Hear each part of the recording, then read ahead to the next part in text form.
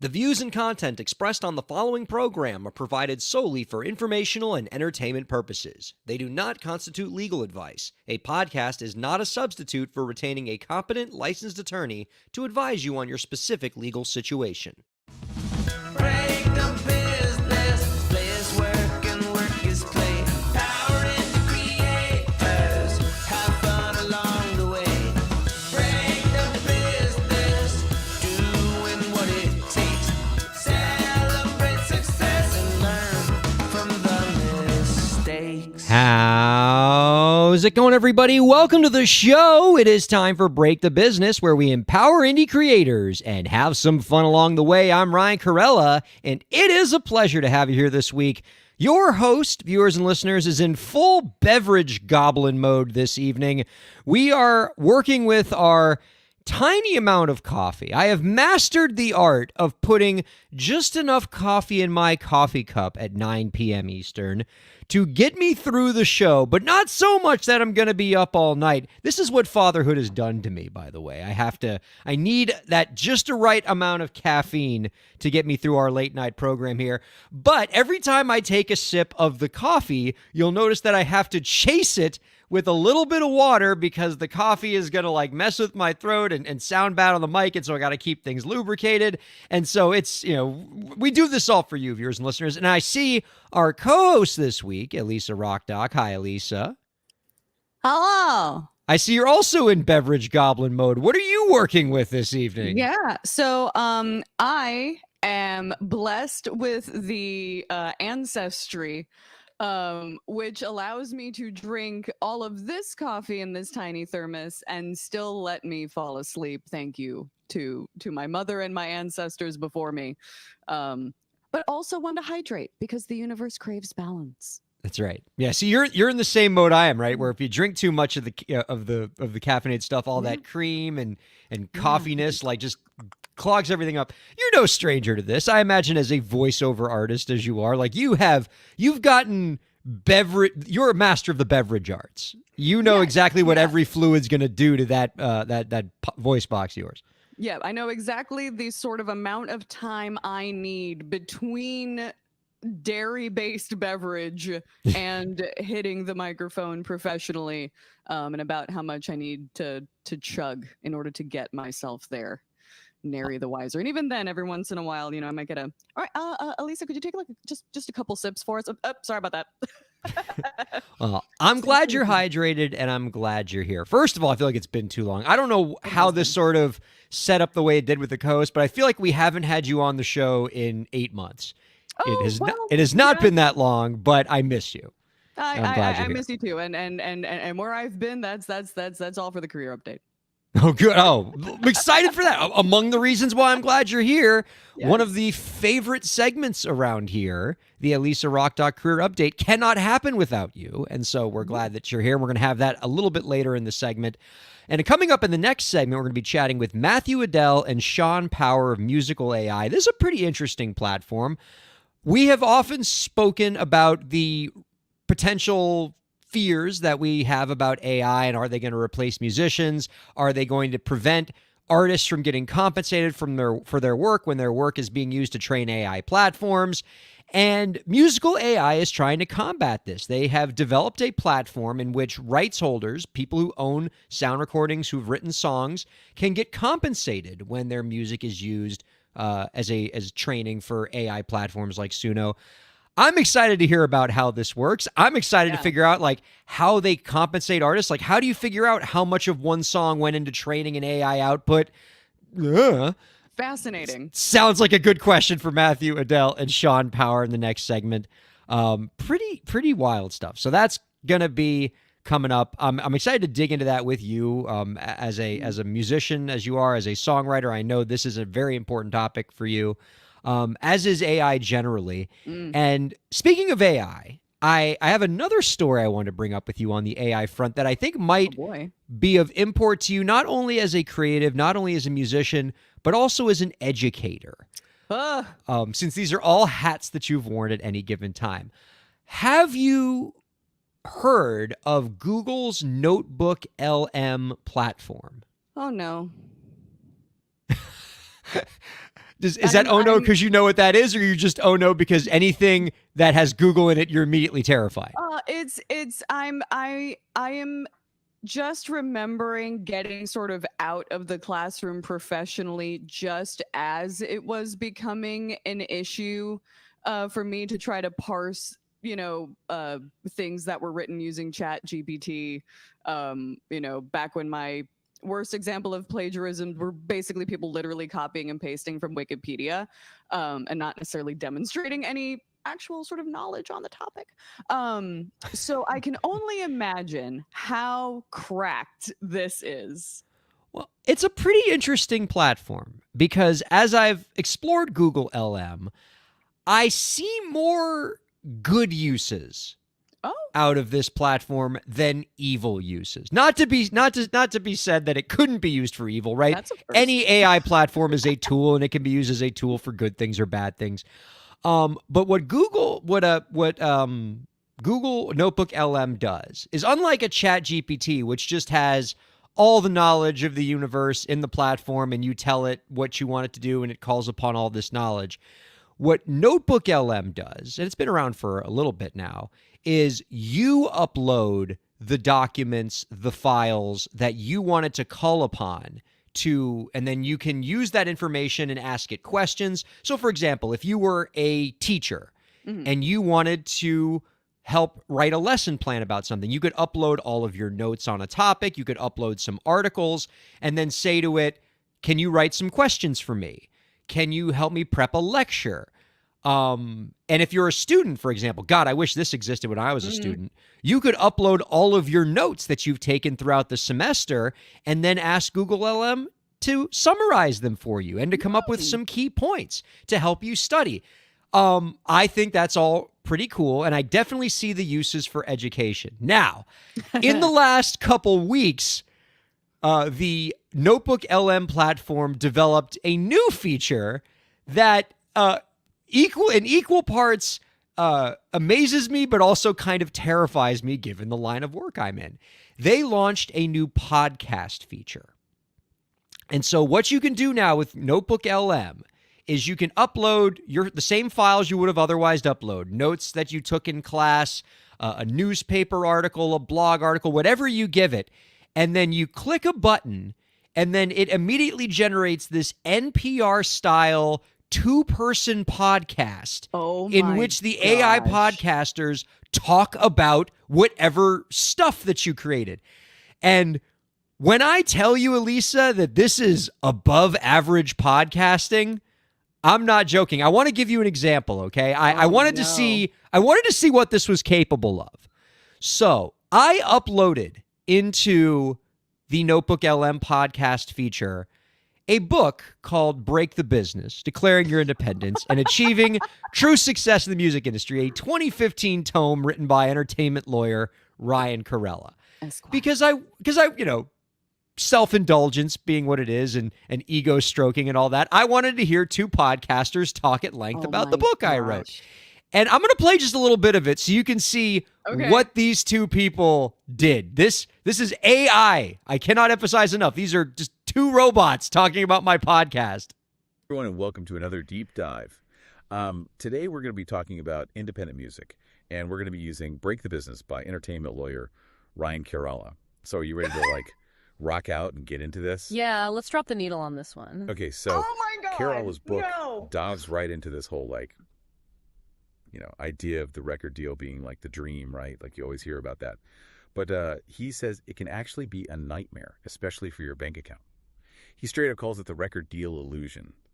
And what makes the book so interesting is that he's coming from this place of experience, He's a real entertainment lawyer. He's worked with tons of artists. He's seen all these contracts and all the little gotchas they try to sneak in there. So he's seen it all. Oh, yeah. He's not just, someone with a hot take. Basically, what's the biggest thing that Kairalla wants listen to this as like an debunk about affirmation record before deals? bed. Oh, yeah. Well, he uses this analogy.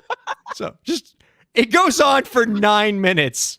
Oh my gosh. And yes, I will be listening to this every night before I go to bed, and it'll be the first thing I hear when I wake up in the morning. Okay. The thing is, it's not real to me in those 9 minutes, was there an ad for a mattress? Was there a BetterHelp ad? Was, were we trying to sell supplements? I need that little bit of extra veritas. I bet if I like put something in there telling it to throw an ad in for Squarespace, it absolutely would have. But like, Elisa, there were vocal fillers in there. Vocal fillers. That was the dude cleared his throat. He mispronounced your name like everybody else does. I know. That was perhaps the most authentic thing about it, because no human podcaster has ever pronounced my name correctly. And so these people knew that. If the machines take away podcasts from us, what are white men going to do for fun?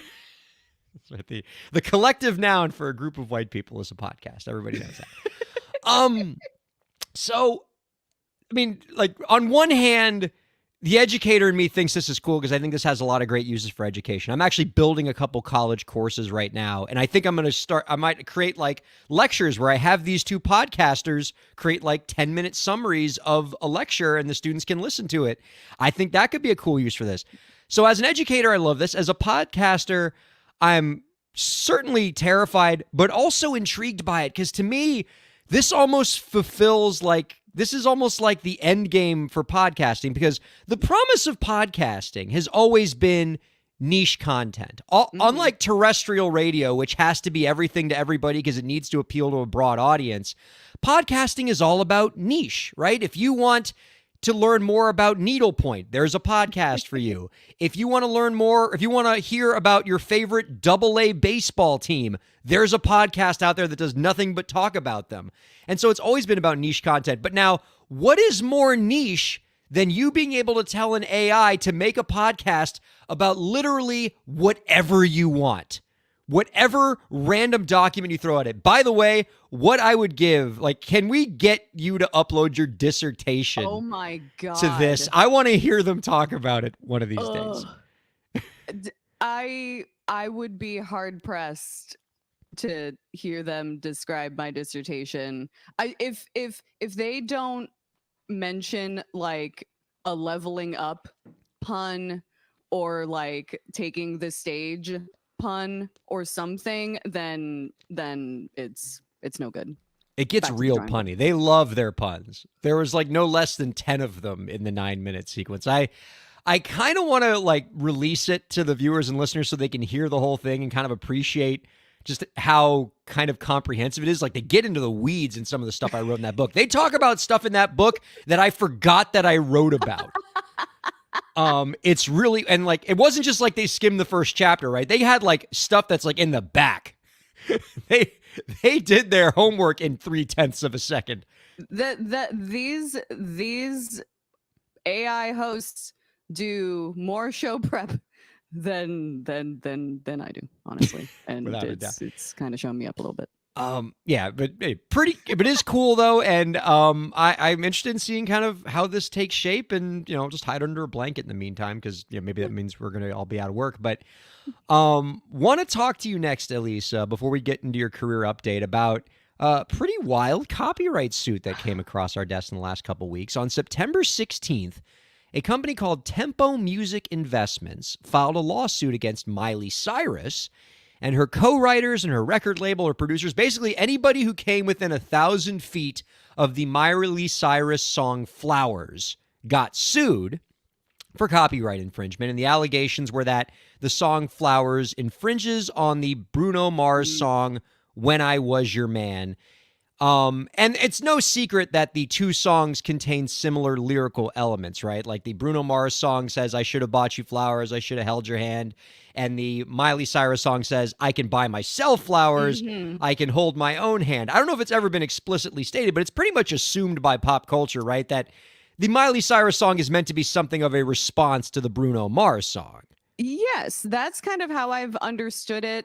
I don't have my facts or my sort of rumor mill straight, but I do believe that as part of the songwriting intent, it was intentional for that to be a reference based on the When I Was Your Man, like based on what that song represented in her life at the time and in her relationship. So I thought that it was kind of an intentional Yeah. homage. And I figured it was only a matter of time. Honestly, I'm surprised that we're hearing about this now and not like last year when the song first dropped, because I was hearing musings about it back then.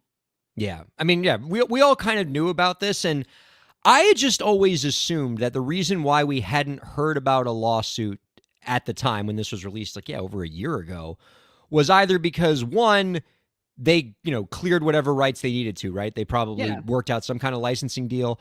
Or two, that, Bruno Mars is a cool dude and doesn't really care about this stuff, as most artists don't. And to the point of, option two being what happened here for at least a year, is among the people that you will see listed in this lawsuit, one name you will not see is Bruno Mars, who has nothing to do with this lawsuit. Bruno Mars is not the one suing Miley Cyrus and her people.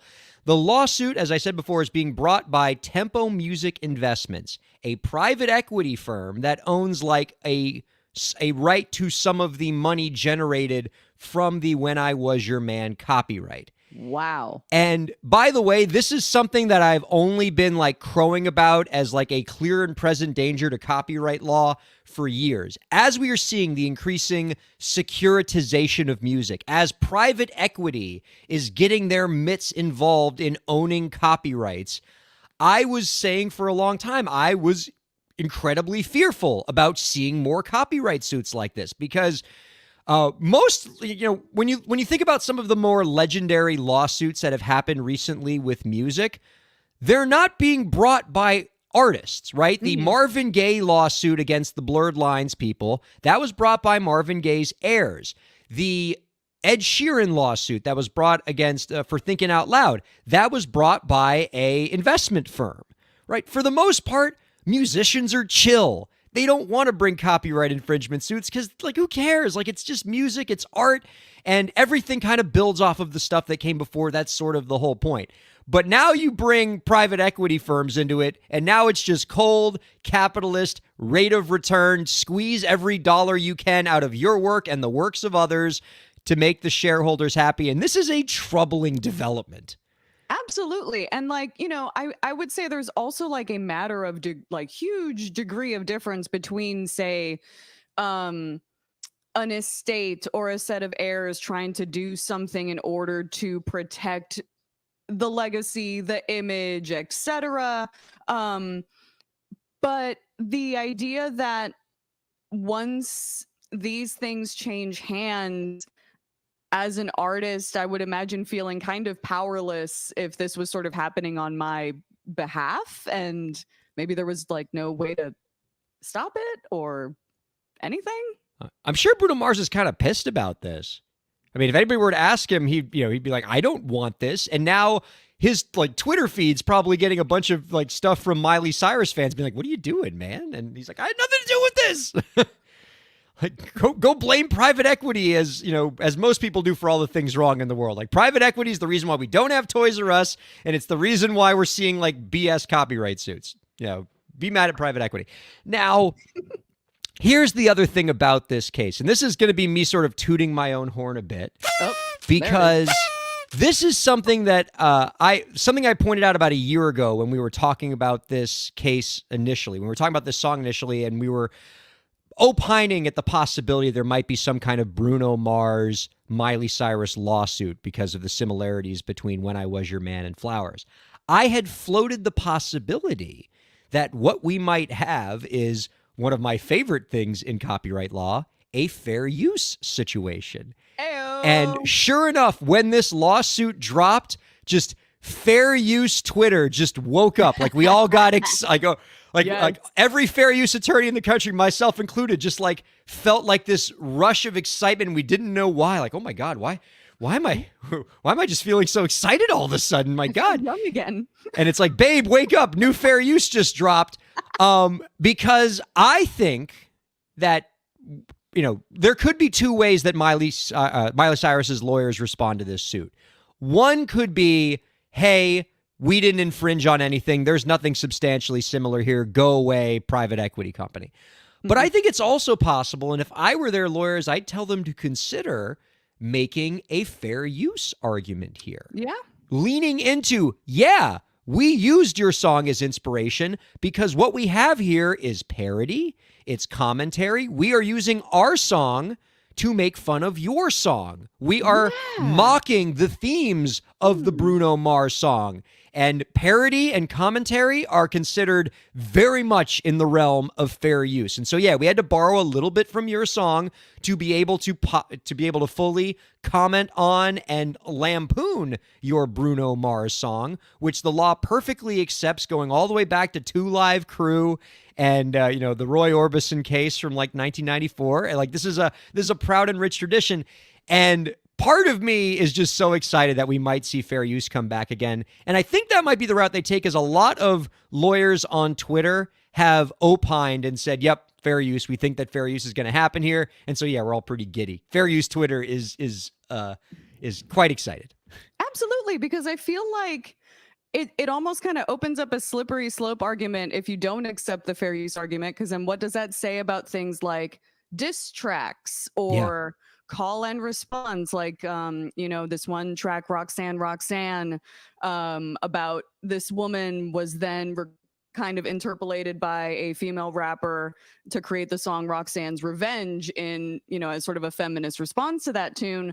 So we would be kind of losing that sort of like artistic kind of commentary and kind of like open discussion and kind of trading of works. It would open up a huge slippery slope if we do not accept the fair use argument. So I hope they go that route and win thusly.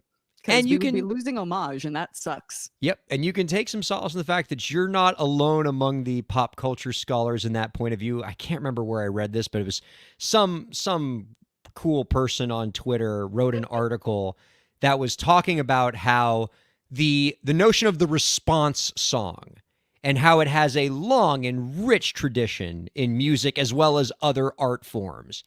And if if copyright law forecloses Miley Cyrus's ability to gently reference a couple of the lyrics of a song that came before to kind of address and lampoon the themes of that prior song, you're getting rid of a lot of art. Yes. And the whole purpose of copyright law, right? If you go back, we bring this all the way back to the Constitution. The Constitution, in the copyright clause, the first line, before it even says that Congress can make copyright law, it says to encourage the progress of science and the useful arts. And that's not just lip service, right? Oh, the useful arts. The useful arts, right? Yeah. So yeah, we're too busy. We dabble too much in the useless arts like podcasting. But the whole idea is that we're supposed to create laws and interpret copyright law in a way that maximizes the amount of art. And too much copyright law, saying that too many things are copyright infringement, can have just as destructive an impact on art as having not enough copyright law. And you got to find the right balance. And that's what things like fair use are meant to do. And so we got to keep an eye on this. In like 6 months or 3 months, whenever they file the response, I'm interested in seeing how much fair use finds its way into the defendant's arguments there. And, as a fair use dork, I'm hoping a lot. Sign me up. Yeah. Oh my God. Oh God. A good fair use case. Oh yeah. Like, let it get to an appeals court or something. Let the Ninth Circuit dig into it. Oh my God. It better than the coffee I just drank in terms of invigorating me. And staying on the topic of things that are just downright invigorating, I would like to have an Elisa Rock career update. It's been too long. It has been too long. What are you up to? What's going on in the world? I imagine you have lots of career to update, given the extended absence you've had from our program. Yes, absolutely. But first, producer Lauren, can we cue the disclaimer? This content is brought to you by student loan debt. That's student loan debt. Way to go, smarty pants. Student loan debt. Now, no longer in forbearance. Terms and conditions apply, subject to the whims of unelected lifetime appointees. So anyway, that was delightful. That is the thing about chickens, is that they do come home to roost. So I have had a lot of life changes in the last couple of months. Eagle-eyed viewers, long-time listeners slash watchers might notice that I'm in a completely different space right now than I used to be. I have moved apartments. I'm in a brand new neighborhood. So that has been a wonderful thing that we've been dealing with for the last month or so. Considering that, did you know that there are multiple airports in Dallas? And then you had to figure out a good apartment to live in around those airports so that you could do your voiceover job still okay. and not have to get interrupted. These are the things you have to take into account. Brand new apartment. I started a new part-time gig. So for the folks that are kind of worried or ashamed, or have come from a mentality that I think a lot of us have shared, where it's like, if you're not doing your art full time, then clearly you must not want it enough if you're not living in the van. Sometimes we need to get part-time gigs in order to keep things afloat, and feed ourselves the food necessary with which to make our art. And it's nice to have found a place where I can work a few hours a week, get out of the house, which as a voiceover artist, sometimes those opportunities are far between and few. And I've been auditioning my butt off. In fact, as soon as the show's over, I'm going to have to bail because there is a same day delivery I have to complete on one of them. And I've also started my acting class again. It is never too old or too late to get yelled at and get shivers sent down your spine by someone judging your acting ability. Ryan, you know this feeling very well. Even as you were just mentioning that, I was starting to get like little shudders.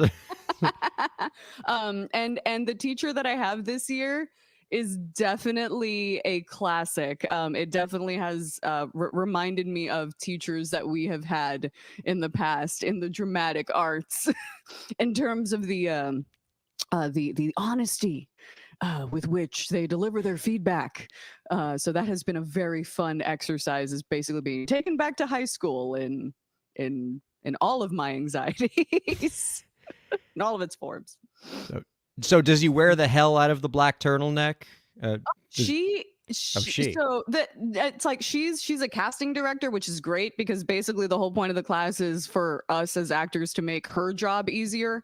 When we're submitting auditions, be like, this is the stuff I hate to see. Do not do this. And we're like, okay, yes, okay. Thank you. Yes, we would like to get booked. Thank you. But it's the big glasses, it's the gruff, I've dealt with monsters in Hollywood. Worse than this industry's gonna chew you up and spit you out. Like like if I will either make you cry or make you quit by the end. And we're like, okay. It was very sort of a Debbie Allen, this is where you pay in sweat, fame vibes right now in the studio. But it's a good hurt. It's a good hurt. Especially as a voiceover artist, expanding my horizons to kind of on camera and film acting, and learning all sorts of the differences in delivery between all of those different things. It is never too late to improve your craft and learn something new, no matter how much it might sting on the way. Well, that was one of the things I wanted to ask about. Like, as you've leaned a lot into the voiceover space, and that's a lot of the work you've been getting lately. When you are now starting to kind of relearn the acting stuff again, and you're taking the acting classes, are there any habits that you've picked up in voiceovers that you have to kind of train yourself out of when you're acting with more than just your voice? Oh, absolutely. So a lot of the work that I do is commercial work, and a lot of the work that I do is audiobook work. And with my history as a teacher as well, and starting as a stage actor, my diction was very important to me and has been very important to me my entire life. And in my acting class, I have gotten mad yelled at for basically like speaking like a duchess. They're like, talk like a real person, please, on camera. And I'm like, but this is but this is kind of just what I sound like sometimes. Relax, loosen up your tongue, like something. Or the idea that when you're on film, take the time for people to see you react to things. You're not necessarily always having to fill a 15-second, Spotify ad with your delivery all the time. Like, you can afford to slow down. But also, because you're on camera and you have the benefit of your face, you don't have to put so much stank on every word and emote super hard. Because if you just say it like an average person, and act it and basically essentially tell the truth on camera, then it works. And I also learned that I need to get a wig. That was the other big bit of feedback. I need to get a young district attorney wig, like literally is what my acting coach said. Like, you need to find yourself a wig that looks, get yourself a Mariska Hargitay, like a little light layer situation. Because otherwise, this might not necessarily play in the, DA's office, I guess. I don't know. I mean, I would normally think that that's the case, right? If you were trying to get a job on like a legal drama, when you think of a lawyer out of central casting, you don't think of a lawyer that's got like the red streak coming out of the front of your head. But I would say that that's changing a little bit. I know. I would say this generation shows. is the first one where I'm starting to see a lot of lawyers in the real world as like the Gen Zers are starting to find their way into the profession. You are seeing lawyers with nose rings, with like cool dyed blue streaks in their hair, and they are being kind of welcomed into many firms because they're really good. And because a lot of the same clients who are now running businesses and companies also have nose rings and like streaks in their hair, and they would like to very much see lawyers that look like them and not just a bunch of stuffy people. Yeah. And so maybe over time, like, you will fit the central casting with your current hair. That being said, if you do get one of those wigs, I would love to see what that looks like on the podcast. Absolutely. Oh, I'm going to be bringing it onto the show. That's all I ask. The minute I get one. I mean, and at the very least, like, it's good to have the option, but as you mentioned, not only, might it become normalized, but before it gets normalized, I get to fit in that little pocket of, I'm a different kind of lawyer. Like, I could be that kind of, I'm a different kind of profession. I go by my own set of rules. You can't do that. Yes, but this is what makes me special. This is what makes me good at my job, is my special skill, neurodivergency. I'm so set up to play that. I am so set up to play that. Oh my God. And like, that's every... That's every like NBC show right now. Yes. What if we take profession but make it neurodivergent? Boom. Yes. 26 episode commitment. Love you don't that understand for you. Me, but I understand them. So I'm ready. CBS, let's go. Let's do it. Not everything has to be Kathy Bates's Matlock. You can do new things too.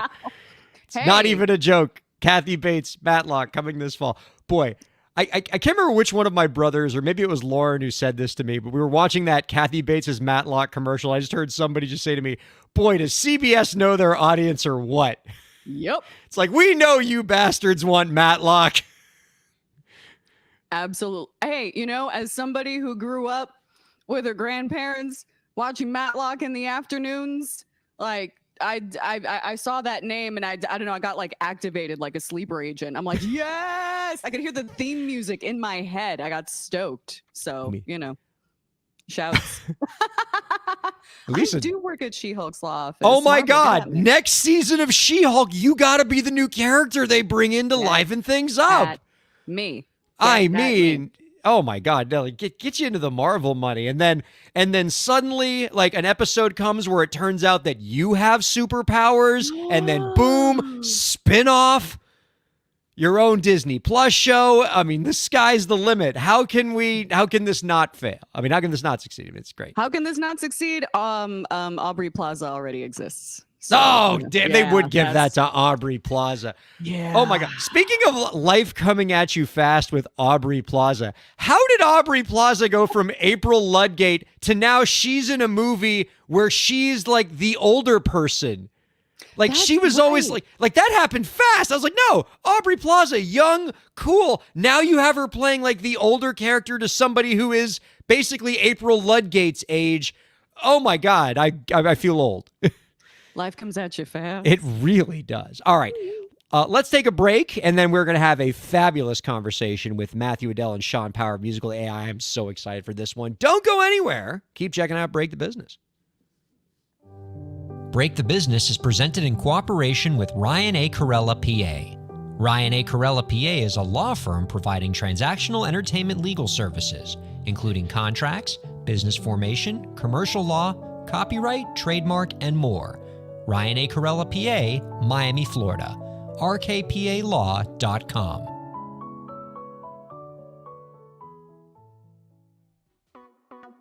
Streaming services for Break the Business provided by LEK Entertainment. LEK Entertainment is a full-service entertainment company offering everything from consultations to full-scale events and productions, including audio and video productions, voiceovers, staged theatrical productions, script and music development, and streaming services. For more information, visit lekentertainment.com. LEK Entertainment wants to help you bring your story to life.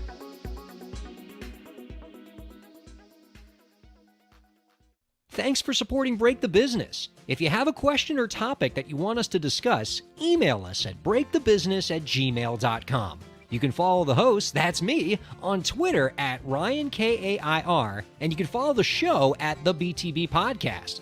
Be sure to subscribe to the show on Twitch, YouTube, and Facebook, and on all major podcast platforms. And now, let's get back to the show.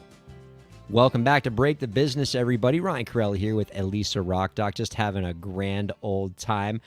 Gosh, I'm just already thinking about your Marvel spinoff, Elisa, and just how absolutely perfect that would be. Oh, just don't forget about us when you're, I just, somebody's got to be Dazzler, and it might as well. Be me. It might as well be me. Oh, I mean, unless of course Aubrey Plaza gets it first. Right. I mean, all right, let's go ahead and bring out our guest this week. Matt and Sean rolling in the show, talking about the future glow. AI dreams and melodies flow. Empower artists, let them grow, grow. Break the business, feel the vibe. Musical AI, come alive. Creators rise up, take the ride. With Matt and Sean by your side. Our guests this week are the COO and CEO of Musical AI, the AI music rights management platform that works to compensate music rights holders when their works are used to train AI systems. Recently, Musical AI announced that it is partnering with Symphonic Distribution to enable symphonic artists to opt into the Musical AI platform to create an additional revenue stream. You can find out more about our guests' work by visiting wearemusical.ai. We are happy to welcome Sean Power and Matthew Adele onto Break the Business. Hello to you both. Hi.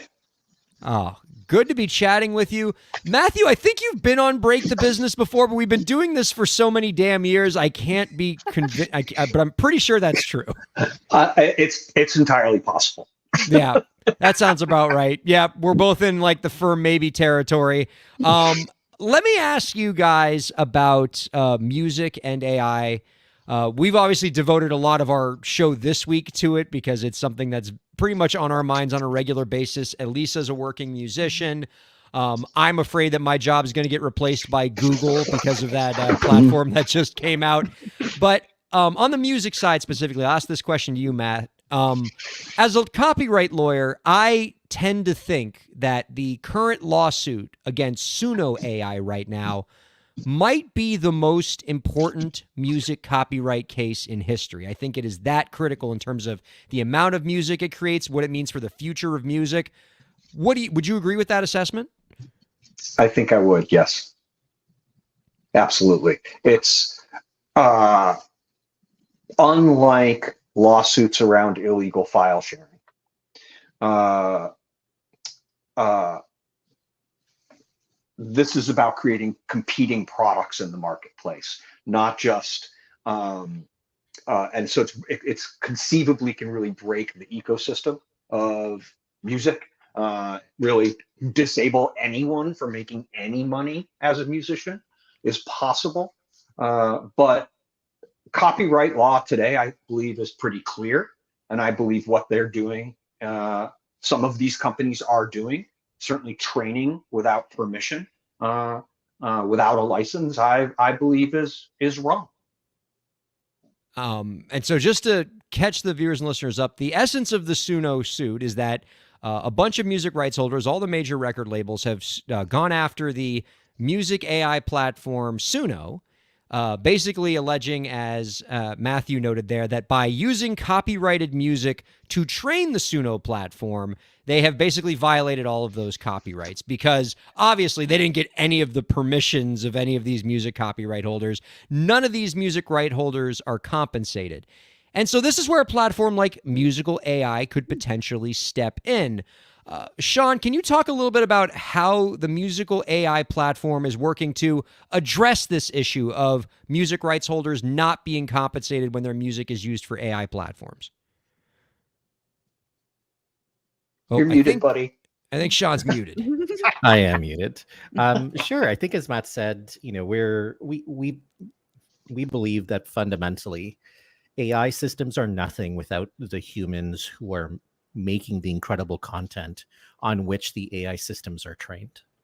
And by virtue of that, honoring that content, recognizing it, and then question mark, doing stuff with it, whether that's downstream revenue or it's just some kind of recognition, I think is going to be kind of like a critical stepped process.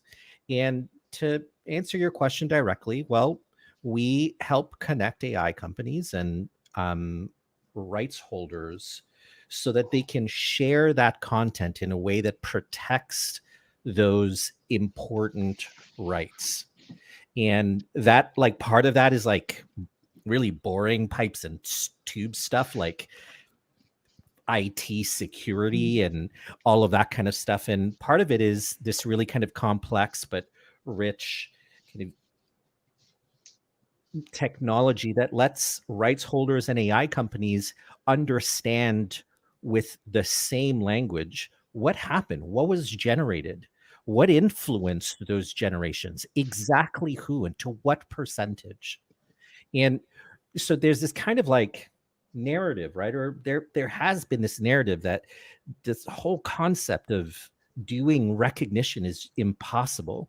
And that's a straight up lie. And that lie actually benefits a lot of people who wouldn't necessarily want to have known what they trained on.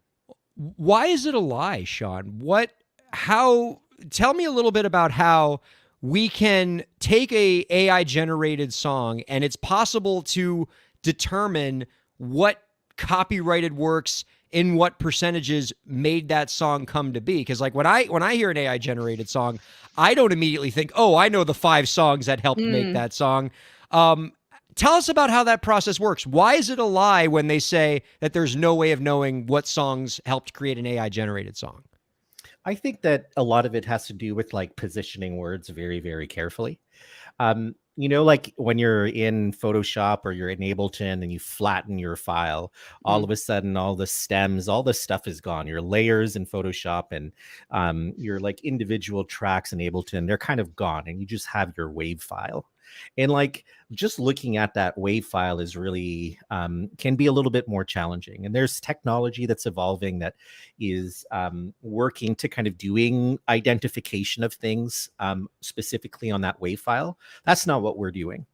We are like in the world of, in this analogy, understanding the layers, understanding the inputs individually, and then as a result of that, being able to conclusively determine what influenced the outputs. And so there's a whole bunch of technology, like literally, like I would say, there probably by the end of the year, maybe sometime mid next year, there'll be like 50 to 100 companies who are going to, in some way, shape, or form, work on and think about attribution, right? When it's not just one company and it's dozens upon dozens, the whole concept of like attribution is not possible kind of evaporates when you have so many different companies who are showing in different ways that it's possible to do attribution for different use cases. And for us, the use case that we're firmly focused on is if you've been in the inputs and you're generating outputs, what is the influence of the inputs on the outputs? Wow.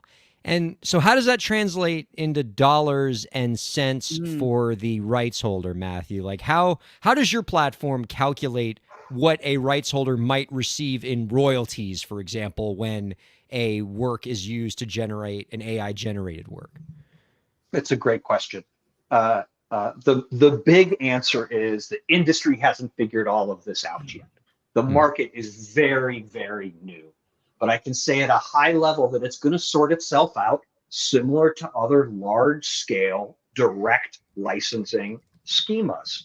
So there will be a price that consumers pay to generate something. They might want to generate it in a text-to-music application. They might really just want to generate a loop or sample to use in their own production. They might want to just generate a little horn stab to use in their own production, generate a sample. Not all of this has to be, generating a full stack song.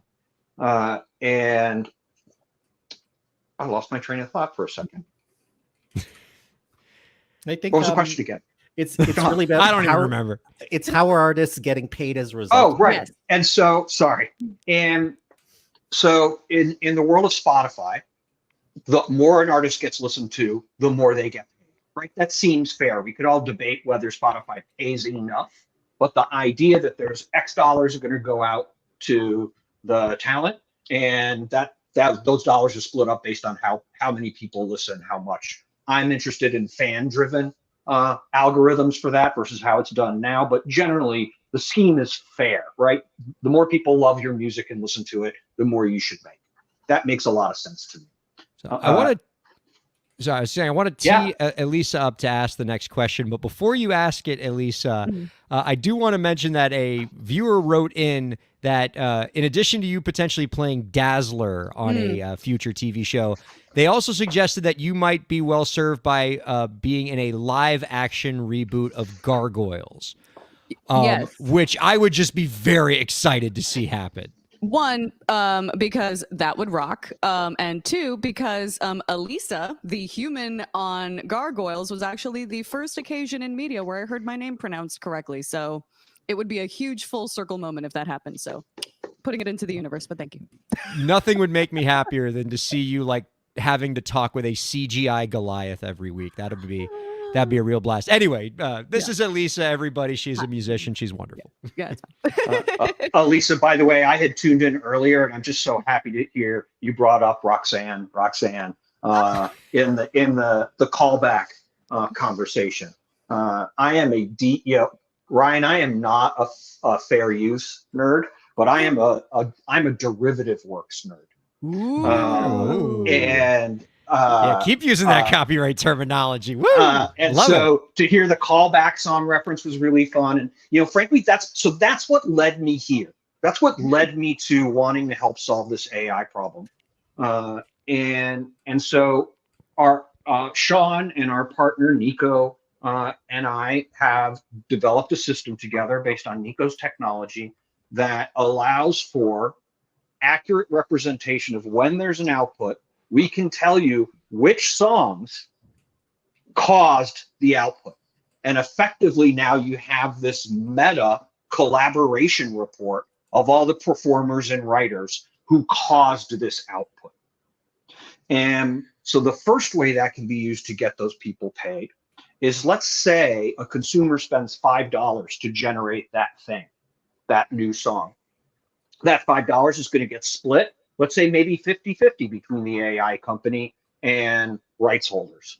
Then that pool gets shifted over, and just like Spotify, it can be distributed down to the artists.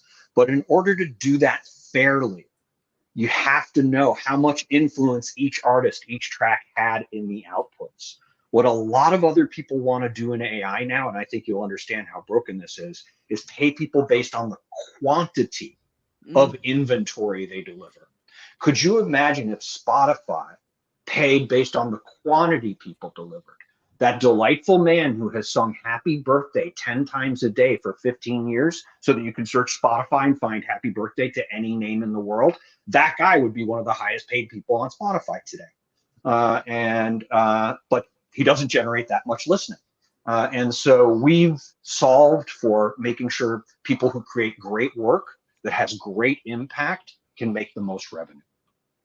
It sounds like this is a great sort of response to folks, and I've sometimes been kind of guilty of this sort of pessimistic view as a creator of the idea of like it's too late to put the toothpaste back in the tube because everything is just so out there and it's so hard to get kind of control of your own creative works. It seems like once things are kind of just out there now, they're just out there and you're just at the mercy of stuff. So could you speak to sort of like the artists that maybe feel a little bit kind of pessimistic about this idea of like, well, something's going to use my thing at some point, so might as well.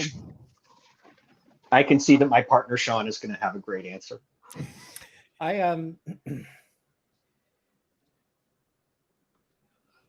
I have a personal answer and I have a meta answer. So on a personal level, the music that I've released publicly is a tip of the iceberg of the library that I have of music that I've made. For every track that I've put out there, I probably have dozens of tracks that I've never released. There's this entire world of unreleased content, of content that isn't public, of content that hasn't hit the high seas, so to speak. Content that is very valuable to AI companies who want to train on more and have more representations of things. That content that's sitting on my hard drive right now of all my unreleased tracks together creates my signature. That content is going to get more and more valuable over time. And I think at a meta level, I think that like the ship is far from having left the harbor. I think that there are going to be changes in innovation in AI training that will change the way that we do things.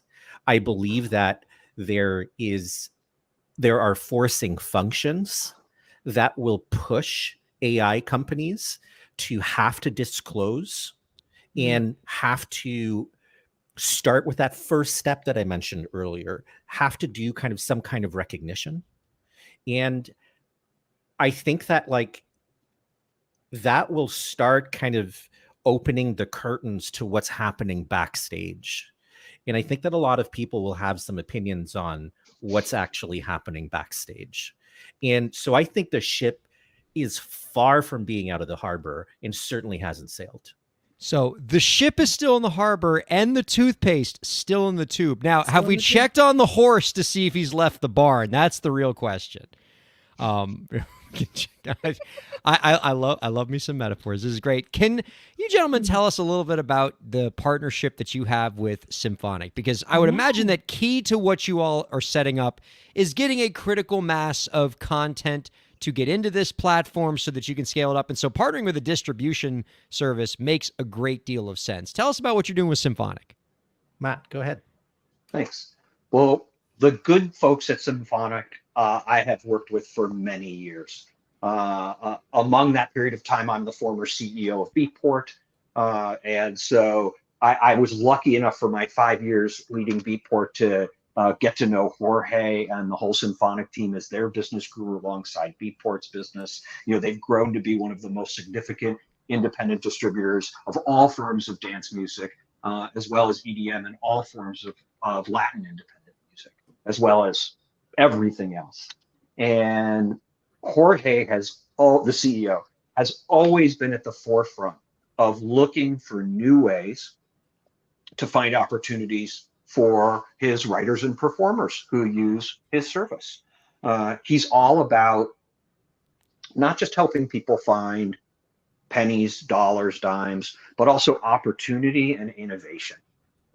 And Symphonic, and I'm a Symphonic customer as well. And Symphonic has always been about seeking out these new opportunities, making them available in the dashboard for their users, and seeing what works and scaling up with what works. And it's completely opt-in, right? It's completely opt-in. It's not opt-out. It's opt-in. And I will say Jorge was the very first person to deliver his own catalog. The CEO of Symphonic was the first opt-in. And I just can't, I mean, that's just charming as all get go. And he has been reporting that the opt-in at their end is really been fantastic. So we'll be soon receiving very large delivery of material from them. Currently, we're only working with material where the rights holder, which in this case of an independent artist is the artist, controls both sides, the publishing and the master, because there's not industry agreement or regulation yet on if you have $1 in this world, what portion of that dollar goes to the master side and what side goes to the publishing side. Sure. And that's very important to get figured out.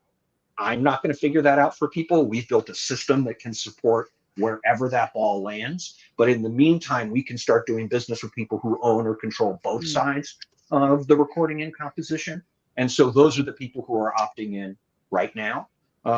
That's particularly useful for folks who happen to own background music libraries, production music libraries, loop and sample libraries. I met with a team today that's bringing 1 million sound effects to the library as well. And we, thank you, very nice. Now you got a million and one.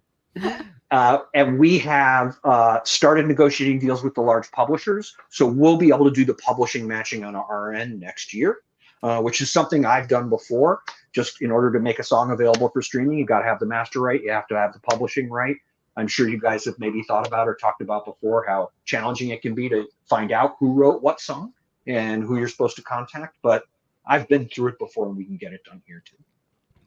Awesome. Our guests have been Matthew Adell and Sean Power from Musical AI. You can find out more about their work by visiting wearemusical.ai. Before we get to our final question, I see that producer Lauren has chambered a picture of Elisa and Goliath from the Gargoyles cartoon. And I just need you to pull that up to make us all smile. Oh, 10-year-old Ryan is so happy. Look, I'm not saying that this has influenced, watching this as a child influenced future romantic choices, but I'm not saying that. It would explain a great deal. Also, Elisa, you could play the hell out of that. Influence my wardrobe as well. Like, have that jacket, have that entire outfit just on deck. Let's go. I mean, Disney, get at me. I mean, how hard have you dropped hints to Evan that you want some kind of couple's Halloween costume in this genre? Honey. All right. We'll go right to our final question. We'll start with you, Matthew, on this. Do you have any last tips for the indie creators out there to help move their careers forward? Yes, I would pick one channel and try to dominate it. I know some people say you have to be everywhere. I think that is a death sentence and a real danger for mental health when you're trying to get started. Pick one channel and dominate it. When I was the CEO of Beatport, I used to tell new DJs that if you can't be the most popular DJ on your block, then you're going nowhere. Oh, excellent. Great stuff. Sean, same question. Any last tips for the indie creators out there? Yeah, I think that I'm not a believer that AI will become an existential threat to creation. My personal perspective is that I wouldn't pay $20 to see T1000 crooning covers of Barry Manilow to me. I'm much, much more interested in seeing how humans are going to use AI and break AI. And as a result of breaking AI, come up with new and creative ways of making us move our feet and making us kind of, listen to novel ways or novel sounds that we just haven't explored yet. I would recommend to artists to never license directly their songs to AI companies, to keep the power in their hands, because artists have so much power, I believe, in this AI world, and to play around with it, to start becoming endemic to it, to start learning what it can do and what it can't do for you as an artist and for your vision. For some people, that might mean walking away from it completely. And for others, it might be another paintbrush. Matthew and Sean, thank you so much for joining us this week. This has been an absolute blast. Keep us posted on how things go with this. I am genuinely interested as a podcaster, as a lawyer, as a many, many things. Elisa and I kind of have a vested interest in what you guys do with this. So keep us posted. Our thanks to Matthew Adele and Sean Power. Thanks to Elisa Rockdock and producer Lauren. And thanks to all of you viewers and listeners for checking out Break the Business. We'll see you next week.